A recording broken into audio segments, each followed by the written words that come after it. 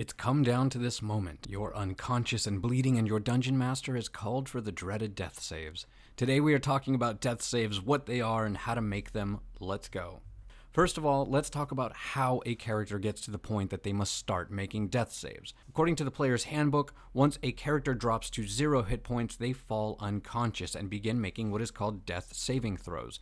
These are a special kind of saving throw, so yes, magic does give you advantage and disadvantage on it, that are made at the beginning of every round that you are not up with at least 1 hit point. All you need for a death save is a d20. You won't be adding any of your non-magical modifiers. The idea is to make 3 successful saves and avoid 3 failures. If you reach 3 failures, you die. Now, the saves don't need to be consecutive, or what I mean by that is one after the other. It's basically a race to see whether you get 3 successes or 3 failures first. Now, making the save is easy. At the start of every one of your turns while you are at 0 hit points, your DM will ask you to roll a d20. If you roll a 10 or higher, it's 1 success, and your turn is over, with one exception.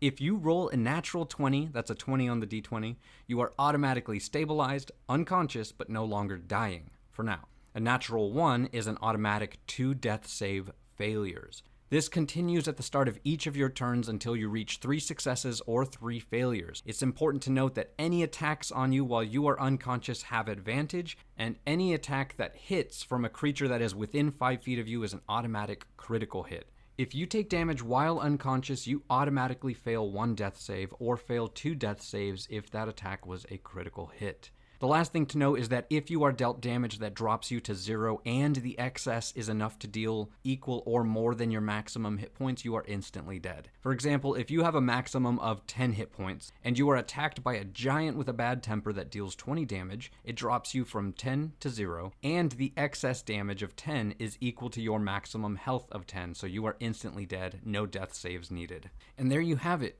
While it's tough getting to the point of death saves, the stakes keep the game fun and within set boundaries. The good news is that there is a 55% chance of rolling a success on that d20, so never lose hope. We hope this video helps you understand death saves a little bit better and what it means when your DM starts asking for them. If we forgot something, leave it in the comments below. Let's all help each other out. Thank you so much for watching. As always, don't forget to like and subscribe, feed your displacer beasts, and we'll see you next time, adventurers.